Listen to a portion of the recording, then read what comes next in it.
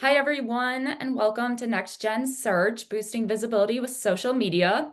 We're super excited to have you here with us today. A quick housekeeping note before we dive in.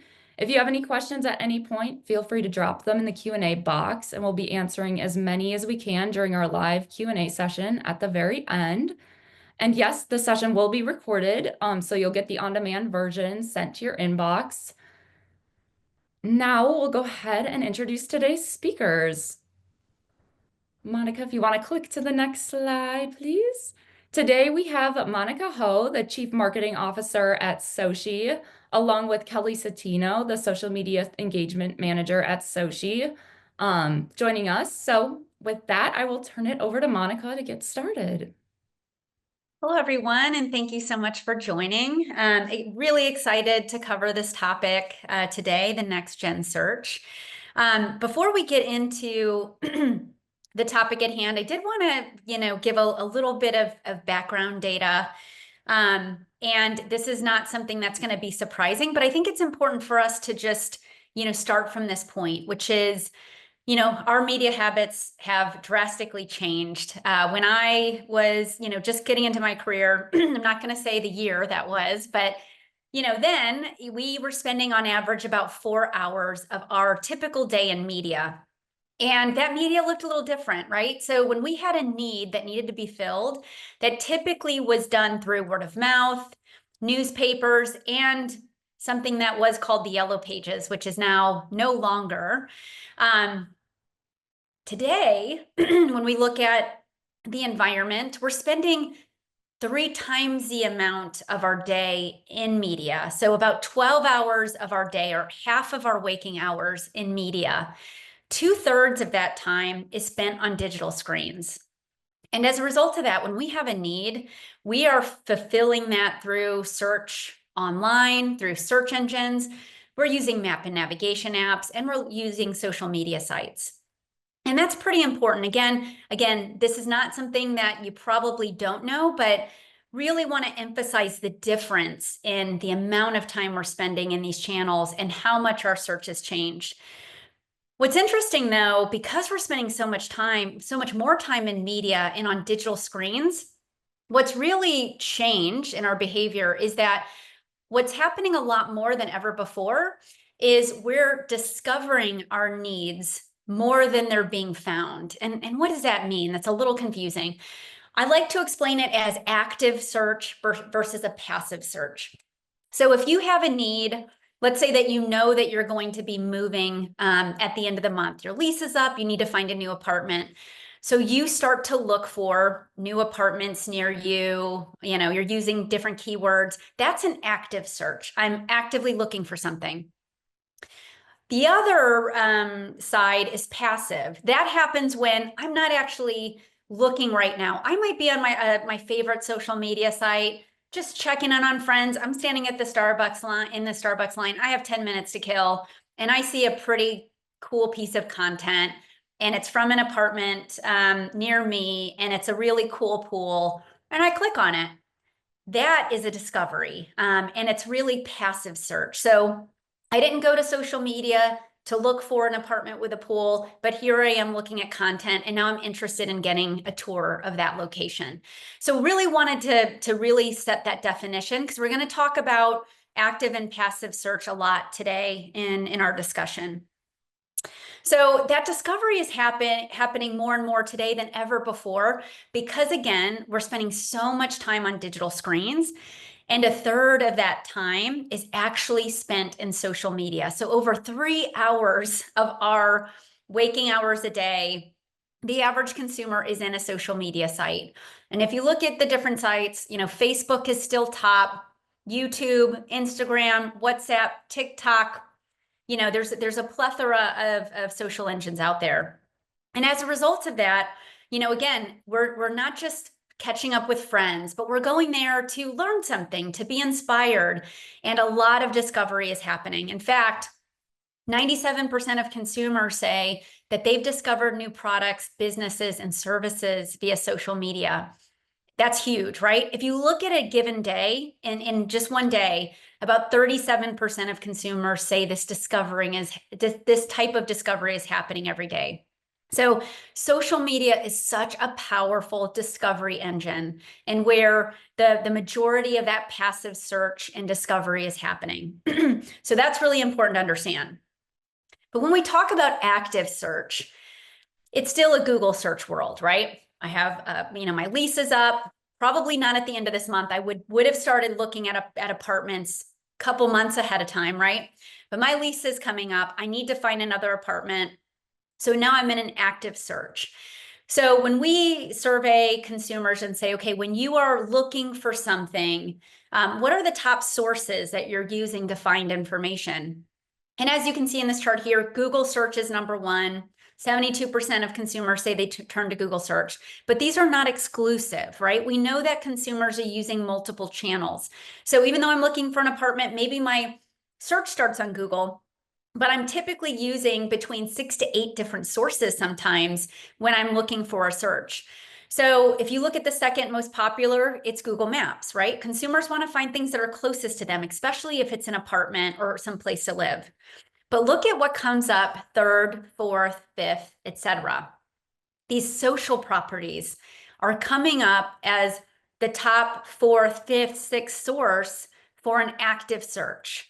This is really interesting. It's not something that I don't think people really realize, that active searches are actually happening in other places than Google or like your typical apartment listing sites, but they are. And this trend actually gets a little bit more interesting when you break that data out by demographic. So there's a lot to look at here, but I'm going to call your attention to the left bars, the ones that are highlighted in pink. What we've done here is kind of broke up that usage by the younger demo, 18 to 24. This is a tail end of that Gen Z generation. And when they were asked, when you are in an active search, what are your top sources? With the green bar being Google, they're that generation where Google is not the top bar. In fact, the top bar for an active search for Gen Z is now Instagram in pink, followed by TikTok, and then you see Google. So this is a really interesting trend that's happening, right? If you look across all the other older demographics, even Gen X, Google is still top. And then you do start to see, Facebook might be coming in to number 2, et cetera. But for that Gen Z, they do have a little bit of a different search behavior. And we're going to dive into this particular activity a little bit more. So just so I'm not getting confused, what we are not saying here is that Gen Z is not using Google. Gen Z is absolutely using Google, right? And as I mentioned, they're using multiple sources in their search. They're not just using one when they're looking for their next home or apartment. 61% of Gen Zs are using Google for search. A little bit more are using TikTok at 62%. And 67%, almost 70% say they turn to Instagram. So it's really just understanding their favorite sources. So where are they going to turn to first, and how are they making their decisions? So that's a lot of research that we've done. I brought this slide in because right after we published this research, Forbes actually came out with another study, which was very similar. They were picking up on this trend where consumers are starting to search in social properties. And their research showed that in general, about 1 out of 4 people now say that they only or primarily use social media to search online. And they had a little bit of extra data that I thought was really interesting to look at, and I brought that in here. So when you look at, again, this younger demographic, Gen Z versus Gen X, if you look to the left, the blue is a Gen Z, the green are the Gen X. What they're showing here is, what do these generations use Google for when they search? You can see an interesting trend, gift ideas. Just 28% of Gen Z is using Google. 86% of Gen X is using Google. For hair and makeup, right? Similar trend. Wellness and fitness, lifestyle things, fashion, etc. It's really important to a property management company, right? One of those areas that appeal to a current resident or a potential resident is their lifestyle. Do you appeal to the lifestyle, the community they want to be a part of? And if you look at what's happening here in Google for that Gen Z generation, they're not actually looking to Google for that. when you look at Gen Z and you start to say, okay, they're not going to Google. Now, Google is the yellow bars here. Sorry, this got a little confusing. So we know they're going less and less to Google for certain things. And then you start to add in things like TikTok or Instagram. You start to see where that search activity is now starting to go, right? So very interesting. So understand that search is fragmenting. It's no longer just happening on apartment listing sites and in traditional engines. What we used to know social for, which was the place to connect, to build your awareness and connectivity to your community, is now becoming a very big area for search and a huge opportunity for property managers. So one of the things that I often get asked by some of our partners is like, wait a second, I don't understand how this search works in social. So let's first start with a visual example of what this search might look like in traditional, like a Google search, Google local search. If I'm looking for an apartment, I've got 3 dogs. I live in Austin, so I'm looking for Austin apartments for pets, right? So if I did this on a Google local search, you're going to see a map. You're going to see all these like structured listings, beautiful pictures, reviews, right? So the results, map listing, paid ads, property websites, pretty standard. When I do this same search on Instagram, I want to show you what this looks like. So apologies, I have a little bit of my typing in here, and I'm not a fast typer on my phone. My kids love to tell me that. But now what you're going to see is a little bit of a different experience. Oops, I just restarted that. Sorry, guys. The results that you're starting to see, it's restarting, is versus the Google example, you're seeing a lot more visual content, user videos, renter reviews, local recommendations. So when you're talking about an experience, like you're really getting that feel of the apartment, that experience through a social search that you're not getting in traditional search engines. It's one of the big reasons why that younger demographic is so drawn to these social sites. The last scenario that I'll play out is validation. So we know that your residents, potential residents, they don't just use one source. Let's say that they saw something and they've been doing research on Google. Maybe the property comes up in a Google search. You're going to see that here, where I'm doing actually branded search on Google, and I'm trying to look up glass house apartments, and I'm seeing some really good content in Google. But what's interesting is now Google is starting to recognize that your social content is information consumers really want when they're looking for your specific property. So they're now starting to pull more and more of your social content into general search results. Crazy, but awesome. Huge opportunity. Number 2, we know that Gen Z they don't really trust your property website all the time. They want to validate that your community actually likes your apartment, that if you say that you're really safe for pets or you're pet friendly, they kind of want to see that, right? They want to experience that via your Instagram or your TikTok. And they also want to see if residents are talking about you. So they're going to social for validation. So again, really important opportunities here to increase your visibility and again, turn more of those potential residents into real residents through this specific opportunity. So that's a little bit more of what I had, I guess, to end my section. What I really want to emphasize here is social media is now more than just a #1 discovery engine, right? It is a place where we're going to connect and to, hopefully build that connective tissue with our residents and hopefully potential residents. But it's now a place for search, service, and sales. Modern renters are savvy, and they use multiple digital channels to find their next home. So they're using social now for search. 62% of potential residents read reviews when making a decision about a community, right? Again, social has a lot of that review content there. And then 1 out of 4 say social media influence their apartment purchase decisions, right? Sales are happening here as well. So huge opportunity. I'm going to turn it over to my partner, Kelly, who's going to now walk us through how to really take advantage of this opportunity we just explored today and really get the most out of your visibility in social search. I want to talk through 5 ways to improve your social media search visibility, starting with social SEO. So this stands for social search engine optimization.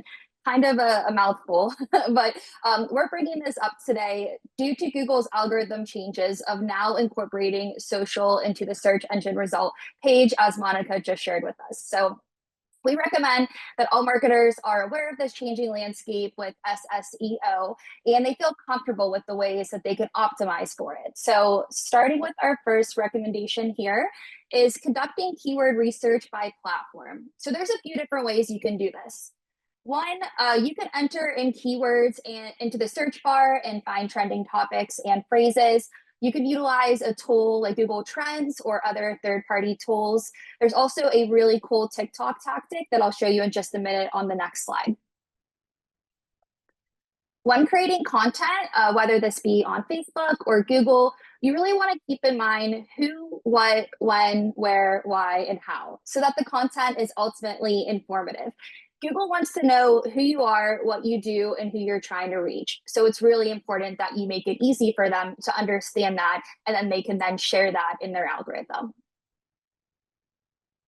And lastly, when we're talking about SEO, we always recommend leveraging EEAT. So this stands for experience, expertise, authoritativeness, and trustworthiness. These are elements that Google is always evaluating, and it's always important to their algorithm. So like I mentioned just a moment ago about the TikTok insights, I wanted to share an example of what this looks like. So the really cool thing about this is you don't have to have a TikTok business account to access this. Anybody who has a TikTok account can type in creator insights, much like this screenshot, and apologies, it might be a little blurry. Once you type that in, you click view, and you'll be able to see this type of experience. So I typed in apartment living, I selected that keyword, and from there, I'm able to see the popularity over time, demographic details, related topics. It even gives you creator tips, including hashtags and relevant videos. And we would recommend you take these learnings and use them beyond TikTok. So I would use this to help me inform my social strategy on Facebook and Instagram as well. Connect your Google and your social profile. So this is low-hanging fruit. This could be done through Sochi, or it could be done in Google natively. This really is just a matter of adding your social URLs into the listings information. And this is important because it helps signal to Google the profiles that they should be scraping through for content. And then that adds to consistency and credibility. They like to see your social content match what's on your Google profile, and it helps link them a little bit more seamlessly. Another way to improve your social media search visibility is by focusing on quality over quantity and understanding that posting content does not equal visibility. So social media is a wonderful tool for marketers due to the low barrier of entry. It's mostly low cost, and most people do have some type of personal experience with it. So it does tend to be a little bit more user friendly than some other types of marketing. But for that reason, a very common misconception is that a social post is always considered a marketing tactic. While social media can be an effective marketing tactic, it does take strategic thinking. So there's a lot of competition out there, over 1 billion posts a day, and 60% of it does not get any engagement at all. So that's really important to know. I'm sure when you're scrolling through your own news feed, you feel like you're seeing 1 million different posts. Multiply that by everybody who has social media, and you can imagine how heavy the competition is, and how some posts don't get any engagement at all. Leverage the 80-20 rule. So whenever you're thinking of what to post on social, especially organically, under about 80% of your content should be educational, informative, entertaining, and only about 20% of your content should fall under that umbrella of being promotional. So that would be things like discount codes, promo codes, etc. And a key insight here is that localized social posts receive 67% more engagement than general or corporate posted content. And when we talk about localized content, we're referring to content that is posted specifically for one property, and it's only relevant for that one property. So this could be something like a staff spotlight or resident of the week. That's what we call local because it is really relevant to that property, and the people who see it might know that friendly face from inside the clubhouse, or might know that resident who lives down the hall from them. So that's what we refer to as local social. And we do find that local posts time after time outperform the more generalized content. Engagements is a huge piece of social. Social offers a really unique medium for properties to engage with their residents and their prospective residents. You want to make sure you're utilizing this opportunity by making a two-way connection. Community management is really important in social media. Community management is the act of responding to comments and DMs on your pages. Even if someone's not asking you a question, they're simply leaving a comment, it's best practice to engage with that comment, and you're really facilitating that two-way connection.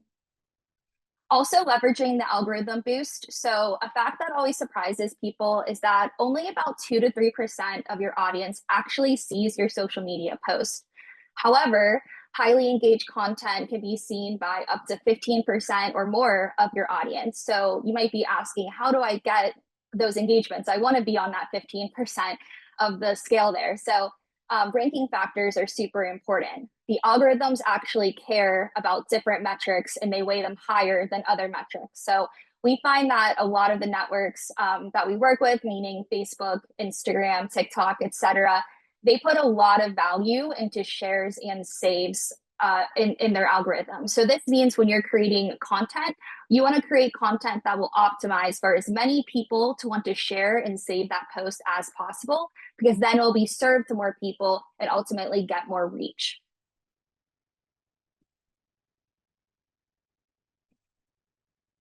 Instagram is testing search links and comments. So I thought this was a really interesting example of how social and search are coming together more than ever. So you can see on the very left of my screen here, this is an example of a post I saw about renting versus buying. And on the next screenshot, you can see in the comments that pros of renting over buying search link that generated automatically based off the caption of the post and the actual text overlay on the video. So this is why it's so important to have content that is informative and descriptive, because AI is now going to scrape that and create a search link, and you want that link to be relevant to what you're talking about. So if I then click on that link, it'll bring me into that third screenshot there. It'll bring up the Meta AI description. It'll bring up an option to link out to Google. It'll give sources, and it will show other relevant posts.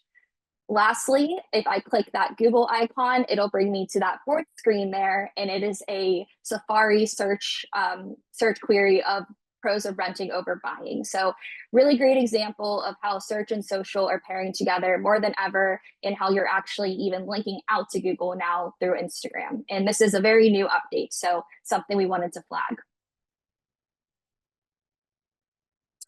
The next way to improve your social media search visibility would be by expanding beyond organic social. So organic social means that there isn't any paid dollars behind it. It's completely something that you just posted without any advertising or any boosting. Whereas paid social is just the opposite. That's when you have some dollars behind it. It's a boost or a paid advertisement. So studies have shown that 40% higher return on investment when you have a holistic social media approach, meaning you have both paid and organic posts in your strategy. If you do have the budget to afford it, paid social is a really great tactic. It guarantees an additional reach, and then that additional reach will lead to more conversions. Another way to improve your social media search visibility is by having a presence on multiple platforms. As marketers, you want to reach your audience where they are most likely to be, and for many age groups, that means online. Monica shared with us a bunch of statistics about each age group and how their online behaviors work. We know Gen Z is very much online, but realistically, they're all online. And the average person actually uses almost seven different social networks per month. And this means that even if you want to catch someone online, you have to account for all of the different places that they may be. it's not enough anymore just to be on one spot. You have to be on search, you have to be on social, you have to be on top of your reviews, because you have to catch them and they're everywhere. And the average renter actually uses more than 5 different sites in their search. And if you aren't showing up or they're looking, unfortunately, someone else probably is. So you want to make sure you're capturing their attention everywhere that they are. Lastly, you want to avoid the social media silo. So I know we just spent the last 25 minutes talking about how important social media is, but while social media should be a focus, it's important to note that all elements of local digital marketing do work together. So social, search, and reviews should be looked at as a cohesive marketing strategy with a thoughtful approach and a strategic outlook. So in summary, just to kind of round out what we went over today, the strategies that will win in 2025, given the landscape is fragmenting, is expanding your visibility by prioritizing your presence on social search using SSEO, continuing to stand out through consistent localized content that drives high valued engagements like Kelly had mentioned. Third, diversify your platform investments and stay agile to adapt to changes, right? You can't just be on Facebook. You got to expand beyond. And then finally, turn your local presence into consumer preference by ensuring your convenient, personalized, and positive apartment search experience by being where they are. Kelly had mentioned that, right? You're convenient, you're local to them. You should be showing up in the places that they're searching. So easily found across search and social. Actively respond to their your customer resident questions or reviews. Those are ways that you can be very active and engaged. Overall, traditional approaches can no longer keep up. The space is fragmenting, and our jobs as marketers is getting more and more complex. So the property marketing leaders of 2025 won't be those with the biggest teams or budgets, right? You're not going to scale this by throwing bodies and dollars at it. There'll be those who embrace AI and technology as a true workforce multiplier. We really need some assistance here. We don't have time today to go through how technology can help you, but on the next slide, Kelly, we do have an upcoming webinar, another one, a little bit later in the month that we'll be actually having a conversation with a marketer that has been seeing similar changes in their marketing landscape. And we're going to have a conversation about how they transformed and are now able to take advantage of all of these really great opportunities from, social search to other areas that are coming up in the landscape by leveraging technology. So if that's interesting to you, we hope you show up for that. You can scan the QR code to register for that webinar. But ultimately, that's what we have prepared for you today. We do have a few minutes for questions, if there are any. Yes, we have gotten a couple of questions. So the first question is, do you have to have a business account on TikTok to view creator insights? So I can take this one. No, you do not. And this is, I want to go ahead back up to that slide. That's one of my favorite things actually about this tool. You don't have to have it. You do not have to have a business account, which I think makes it really interesting because you can do a lot of research here as just an individual user. So again, you want to type in creator insights into your TikTok search as if you're searching for a video. And then this should show up this option to view more, and then you can view more and type in whatever type of keyword you want to learn more information about. And like I mentioned a couple of times, I think it's really important to apply these learnings beyond just TikTok. Even if you don't have a TikTok account, that's okay. I would still recommend using this tool to help inform your decision making for other social sites and your strategy, because I think this probably is pretty similar to popularity and things like that on the other networks as well.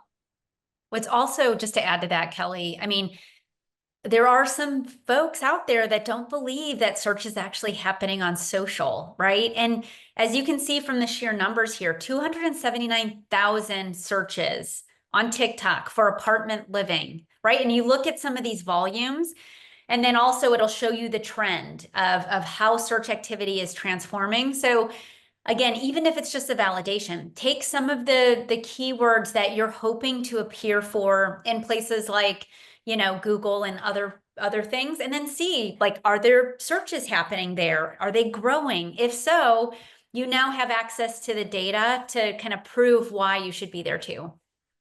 That's a great point, Monica. And also, you can change the time range on here too. So if you're looking at your Q2, Q3 content calendar and you want to look at last year to see when it really started to spike interest ahead of the summer or whenever people are doing their research ahead of moving, it'd be a great way to inform your content calendar and your scheduling and when people are most likely to be looking online for apartment living. Awesome. Thank you so much for all the detail on that. Another question we received is, how do you recommend balancing localized content for each property without overwhelming small marketing teams? I can take that one. So I think as we mentioned at the end, I mean, it can be a little overwhelming, especially if, again, I think your communities have a small team and they're there to really pay attention to the residents, put on, events, make sure that those residents are happy, answering their inquiries, all of those things, giving tours, so important. Creating content is just another thing they need to do. My recommendation is leverage some of the tools that are in the marketplace that make that job a lot easier. In Sochi, we have content calendars that can be shared, and we have quick localization tools. So you can have a content calendar set up for the month, and then your communities can quickly go in there and through a click of a button and dynamic text and leveraging their own local photos, make those posts very localized in a matter of minutes versus having to start from scratch and do it on their own. So I would recommend looking at some of those tools. Another, if you don't have tools in the budget, I mean, coming up with some easy content strategies.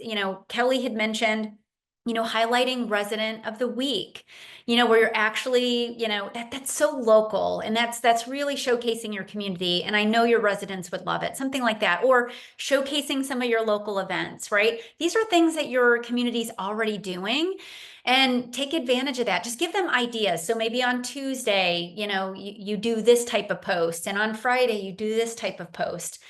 So there's a lot of little strategies there that can help them do that well without overwhelming them. And as my last point would be, don't worry about the volume. Again, what Kelly had mentioned, social media is not about volume, the number of posts. It's about the posts that get engagement. So sometimes you could be just fine if you have a couple of posts during the week, but they're highly engaged versus having 10 posts with 0 engagement. So Awesome. Thank you, Monica. Another question we just received is, how can I connect my social profiles onto my Google listings? Yeah, that's a great question. I could take that one. So if you use Sochi for your listings management tool, you can do this through the listings tab within Sochi. So it's called the categories and attributes section. And all you have to do is add in the social media URLs and click publish, and it'll push to your Google listing. If you do not use Sochi, you can do it natively through Google. So you would go into your Google business profile almost as though you're just updating your hours or other key information. And there you can add in the different URLs, and then that'll generate an icon on the profile, and then that will be able to be clicked out to your social profiles. And like I mentioned, the really great thing is that Google is also crawling and they're able to pick up posts, and sometimes they will put those in their news feed. So it's definitely a great strategy we would recommend everybody take advantage of as soon as they can. Awesome. Thank you, Kelly. And then we have one more question. You mentioned localized posts. What exactly does that mean? Can you explain that a little bit more? So I think property managers, if you're posting, typically, that's going to be local. It has something to do with your specific area, community. In other segments, a lot of posts could be a lot more generic or general, where let's say it's just about, I don't know, maybe it's tips on, renting an apartment. That's a very general post, right? Or renting versus buying. That was Kelly's example. That's pretty general. It's good content. I think consumers want to know that information per the activity, but um, you need something a little bit more localized that's going to speak to somebody that might be looking in your area. So again, highlighting things about your community specifically, highlighting the residents. So keep it very localized to that specific property. That's what I mean by localized versus more general or corporate content. Thank you for that definition, Monica. I know that's a question that we get frequently, so thank you for explaining that. Okay, well, that is all the questions we have, unless any other comes through in the next couple seconds here. I'm not seeing any. But we appreciate everyone joining us today. Thank you so much, Kelly and Monica, for a great presentation. And we look forward to seeing everybody soon. Thank you so much. Have a great day. And